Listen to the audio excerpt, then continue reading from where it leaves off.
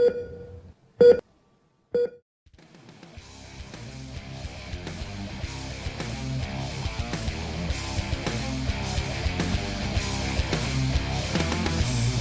by popular demand, this is the Turnbucklepad Podcast on YouTube.com. Respect wrestling or get out.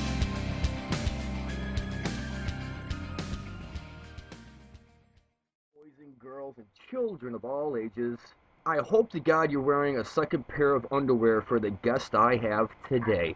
He is one hell of an ass kicker all over the Midwest. And he's definitely good at scaring the crap out of you.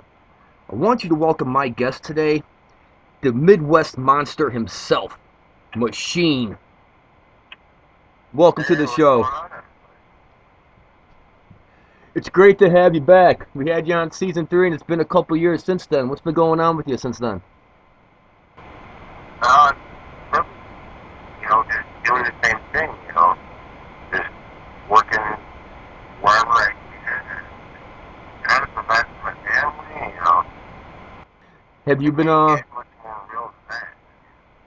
have you still been in that tag team you used to run with back in like 2009, 2010, Death Walking Terror? Do you still tag up with them or no?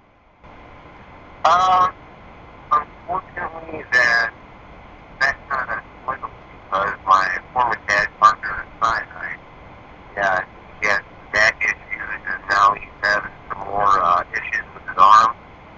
And I'd love to have that. I think we probably be the most dominant tag team out there, but Yeah. right now it's not the time. Yeah, I remember the first time I saw you guys work, man. You guys, like, holy shit. That's all I could say. For me,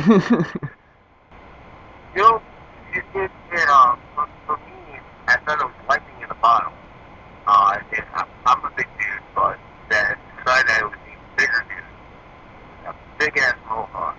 And he had a mean streak. And he taught me how to have a mean streak. Okay. And then, so, after he disbanded because of his injuries, I just took that mean streak and just fucking went. Can I swear on this? Or? Yeah, I mean, we try to keep it a little PG, but, within taste. Nah, it's just, trying to keep it in mean streak, which, I didn't have. I was just more along the lines of, I'll be good, kind of tread the water, not try to hit anybody that hard, so to speak. Mm-hmm. But then, learning from Sinai showed me so much that I have to get it. I have to actually, go out and take what's mine. It's not just going the line he has. It's just, what you got to do.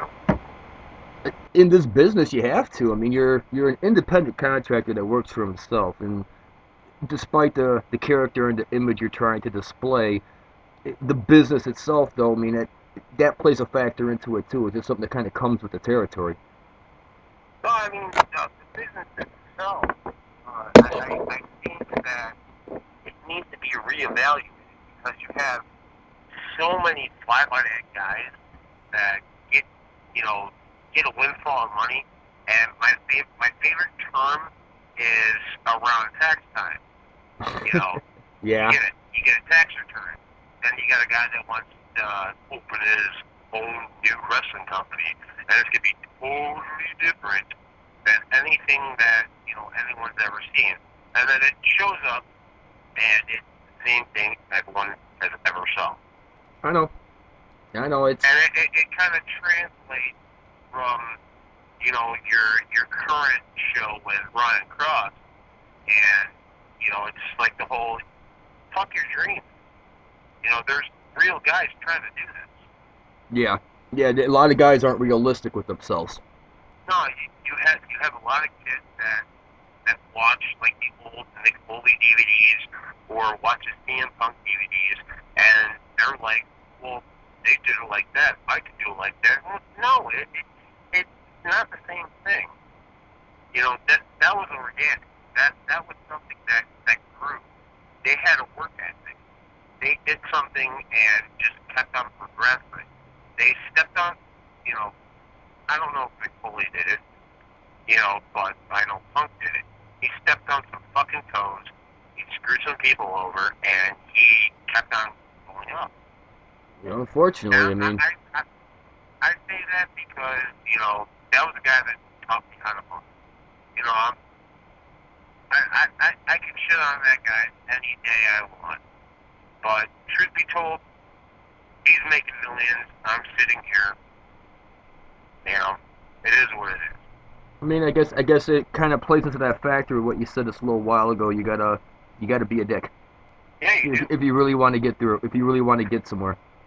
It's just you have to have that personality. Like, you know, you need to get what you want. It's just like, you know, rappers and fucking, you know, and well, not just that, but anyone that's successful, you know, they had to step on their toes to get what's theirs.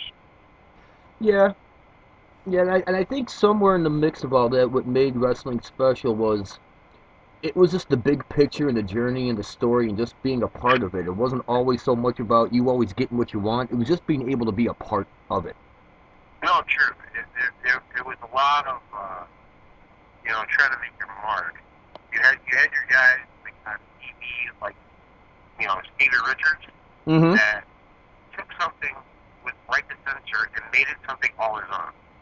And anyone can fight this, but that guy had the highest ratings at that time. Yeah. You know, Right to Censor was something that people hated, but they tuned in to watch. Yeah, because they wanted to see them get their ass kicked. Yeah, exactly.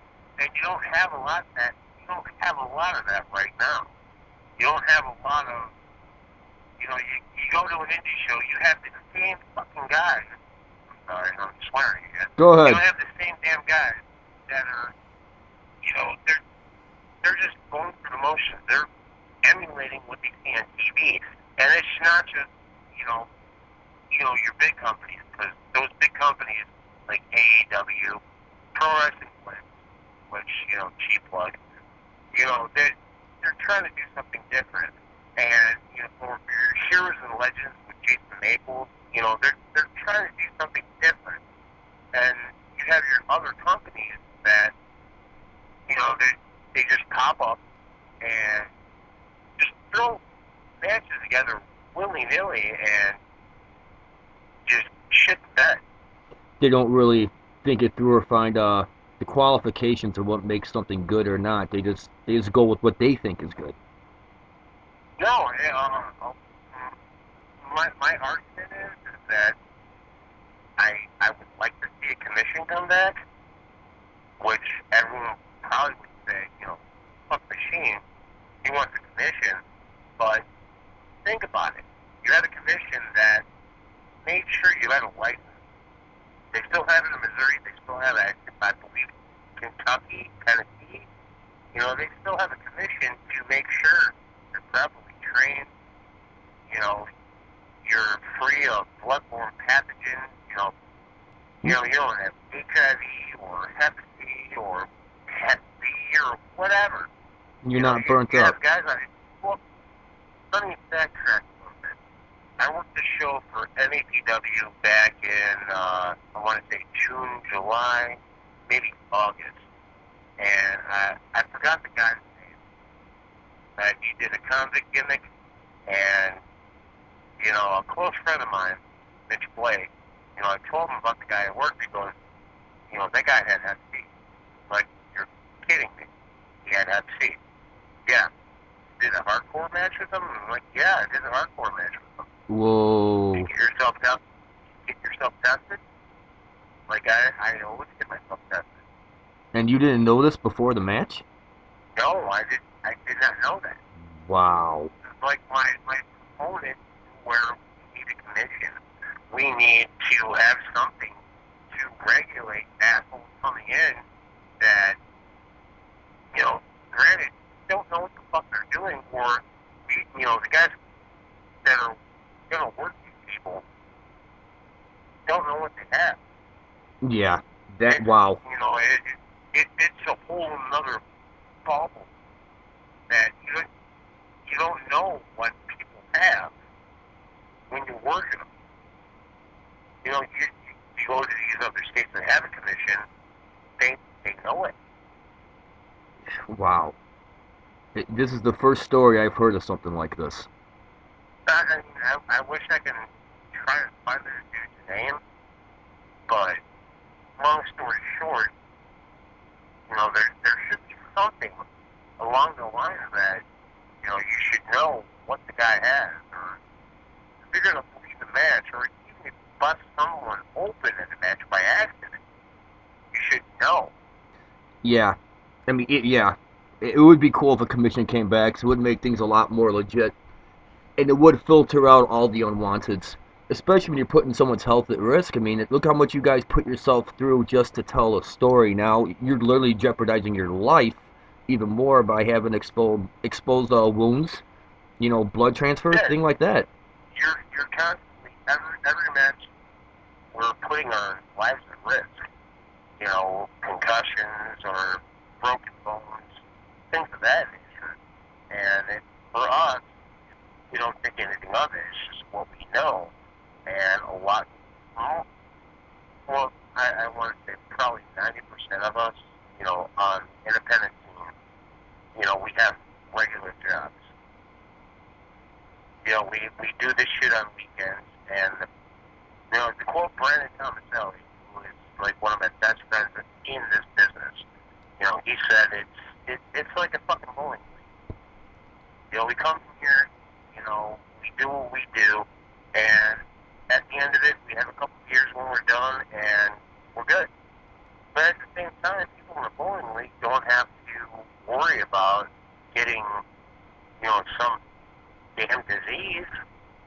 Yeah, worrying about a bruise or a broken bone or a sore muscle is one thing. Getting a disease, that's entirely another. Yeah, it's kind of a screwed up way of thinking, but So let me ask you something, Machine, because that commission would be so great to see come back again. Um, what are some of the things that you help these younger guys with when you see guys with potential and people who want to learn and they're very eager and you see them soaking it up like a sponge? What do you do to help tutor these guys and help mentor them a little bit? well, being able to walk and talk, you go through a match, it's just like in the old days, they were not able to sit there in the bag, trying to work out a match, move for move. Back in those days, like the 80s, 70s, and backwards, they were in separate locker rooms. So they had to go out there, and the rest they have had to finish. But you had to literally build it upon that finish. And there's a lot of guys that, well, there's probably more than a lot of guys that don't know how to do that. Well, And most of them either oversell or don't sell, and they get the guys pissed off that they're working with, and it turns into a beatdown, which doesn't bode well for people that paid, money for a ticket. yeah, because the story goes completely out the window and it's a straight up ass kicking then. Yeah, and for the guy that's doing the ass kicking, it's just, I kicked this guy's ass. And, the guy that took the ass kicking, he's like, well, this guy, he's just a dick. And then people, pay their tickets, and they're like, I have no idea what's going on. They're like cows in South Park. Yeah, wow. Nice analogy. I get what you mean. I mean, just being an observer from different things. I mean, some people are I don't want to say blind, but I think they're highly misguided. No, it's a lot of misguided. The guys that are coming in, and the best analogy I heard was from Aiden O'Shea, Jay Brett, and this is a few years ago. And he said, he literally stated that a lot of these training places were like puppy mills. Yeah. You get so many guys coming in with the most on to training. They know how to bump, and that's it. They don't know how to put a story together. They don't know psychology. And, well, psychology comes in time. But you got a lot of these kids coming in, and they automatically assume, like, oh, I need a title, or, oh, I need to win. Well, it's like, dude, winning or losing, it doesn't matter. It really doesn't. These people are watching a movie unfold live right in front of them. They don't care. They just want to be entertained. Right. And again, it just, you know, maybe that's just WWE's way of, you know, how they've done it since they swallowed up everything. Yeah. But they, you know, the people that pay these tickets, they, you know, they just want to have a getaway. They don't care if, you know, Scuba Steve or Dark Magic Jones are losing every freaking time. They just want to know that, you know, there's a story involved with it. It's just like a movie. Mm-hmm. Literally, wrestling is a movie. It's an ever-longing movie. Yeah, it has a beginning, a middle, and an end. And then a new story starts. And it's just, it's a cycle. Just like, you know, when you watch Raw, you know, the day after WrestleMania, they start a new cycle. Yeah. And then they just go right back up until WrestleMania, and then that's your payoff. Granted that a lot of times the payoff sucks, but people tune in or they pay money for the network and they want to see another payoff. Do you think it's hard, not so much hard, but do you think it's rather difficult trying to have those magical moments to make wrestling so special nowadays? It's really hard with everyone doing these crazy ass spots or, you know, using light tubes or, I mean, they can go on and on. I mean, it's really freaking hard that, you know, you see all these great things on TV and they're doing all these great things, especially the video editing, Lucha Underground, what they do, and I literally can go on and on. It really hinders a lot of what wrestling used to be about a story. You had a good guy, you had a bad guy. Yeah. And it was punch and kick. And, you know, you add in, don't get me wrong, I like Lucha. I like, you know, strong style from Japan. You know, it just, you have guys that are out there and they want to do one or the other. They don't want to mix it. They don't want to make something make sense. They just, well, not even the lack of a better term, they just want to get their shit in. They want to make themselves look awesome and fuck the story. They just want to fucking do whatever they want to do. It's pretty much they think it's all about them. Yeah. And again, I'm going to quote Brian Cross, fuck their dreams. Their dreams suck because they don't know their dick from a hole run. You're not lying. You're not lying. It makes it difficult for a lot of those younger guys who really have the quality and they really want to learn and they understand everything that you're talking about now. And they want to learn and practice that, but they just can't seem to get past all the BS that's in the way. No, they worry about what's on the internet, what's going to get them a name out there. If they can get a viral video, it's not about that. It's about telling a story. Right. People that pay a ticket, they want to see that story unfold. Yeah. And these guys nowadays don't get it. They just, you know, just want to try and do, you know, crazy suicide dive or DVD backbreaker. It's maddening. It's, you know, it's got me to the point. I'm like, you know, I'm going to these places, and you know, am I going to be safe? Is this kid going to try and do whatever he wants to do? Don't get me wrong. I know how to defend myself. Right. You know, someone wants to try and screw with me, I know how to defend myself. That's a lot of these kids don't know how to do that either. They don't know how to defend themselves because they have had so much, pussification ingrained in them that everyone gets a trophy. Everyone should know how it is to be a winner. They don't know what it's like to get their ass kicked. Getting your ass kicked was part of learning. I've got my ass kicked plenty of times. Yeah, in this day and age now, you really can't even kick anybody's ass without being made out to be the bad guy, whether they were the aggressor, regardless if it was in a wrestling match or outside in the real world. Things are so flipped. I don't know, the old school mentality is dead. And it sucks because that's what kept all these assholes in line. Man, you couldn't have said it any better. Check it out, Machine. Normally we have a question for all our guests. And in Season 3, when you were on, we already asked this question to you.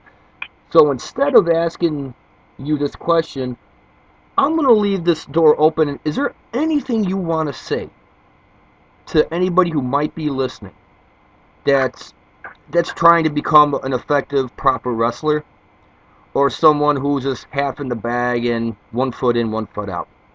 Well, either, if you want to start wrestling, I'd say do it, but at the same time, go to school. Go to school, try something. Get something in the back of your head that you know that this wrestling shit ain't gonna work out, because 9 times out of 10, this wrestling shit ain't gonna work out. A lot of us have 9-to-5 jobs. It ain't gonna fucking work out. And for the other, whatever percent I said, they punch paper, they went across the country, let alone the world, making pennies on the dollar and trying to make that dream come true. You're not going to be a Daniel Bryan. You're not going to be a CM Punk. You literally have to step on toes and fuck people over. But at the same time, when all of this, all said and done, and the people that you shit on the way up, they're going to like you on the way down, and you're sitting there, what am I going to do? What do I know? Either you're going to sit there and go, I can try and find a job I can graduate with, or you have some knowledge, you have some schooling, you have something to fall back on. That's all it is. I mean, I'm one of the guys that has a good union job, and, if I had to stop wrestling tomorrow, I would. I like doing it that much, and, when the time comes, the time comes. I've said this. When I start having kids, when the first kid is conceived, I'm done. I don't want that.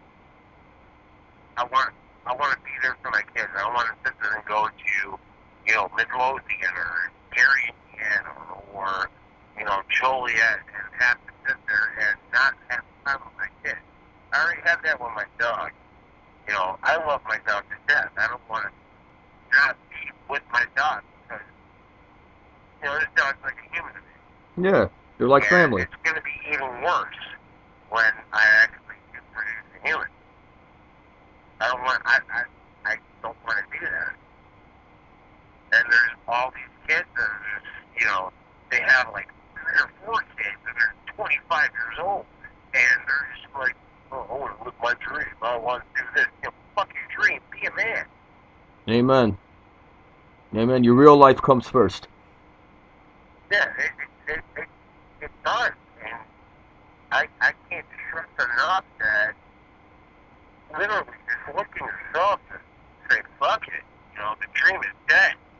Yeah. If you're not going to Orlando, or you're not trying to go to Orlando, and you're not getting called, fuck it. Good things come to those who wait. Else. Good things do come to those who wait and work hard. Eventually it does. No, Well, very true, it does. Well, if fans wanted to come see... I'm sorry? There's so many fucking guys that just want what they want right now. It's the pussification of America.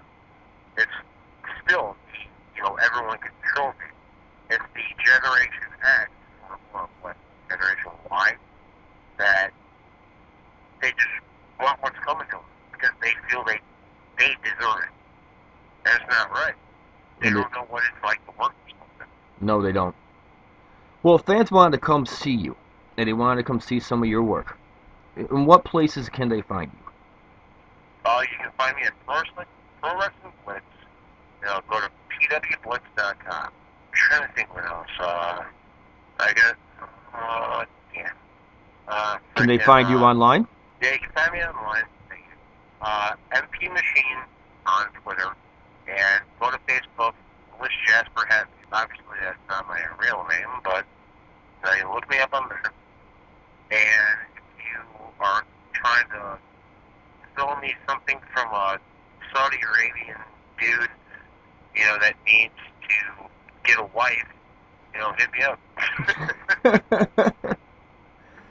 Truth be told, I've had that a couple times where someone's like, oh, you have gold waiting for you, or you have $1 million waiting for you. And I've literally went through the channel, not giving my information, but going through the channel, getting these numbers, and then just cutting a promo on them. I wish I could have recorded this shit. It's fucking silly. Yeah, I believe it. These assholes are the same type of people as the indie assholes that think that they should be at the top of the card or even have a match. Yeah, and it's going to be a never-ending battle until something happens. Well, fans, I really hope you enjoyed this time we had today with Machine. You want a cold, hard, brutal reality wake-up call when it comes to the world of pro wrestling. He just gave you one. So in the meantime, fans, you can stay tuned, because we will be coming back with more Turnbucklepad Podcast coming next week. In the meantime, I'm your host, Mike Stover. This has been my guest, Machine. Till then... Sorry to fuck up your dream. In the meantime, we're out.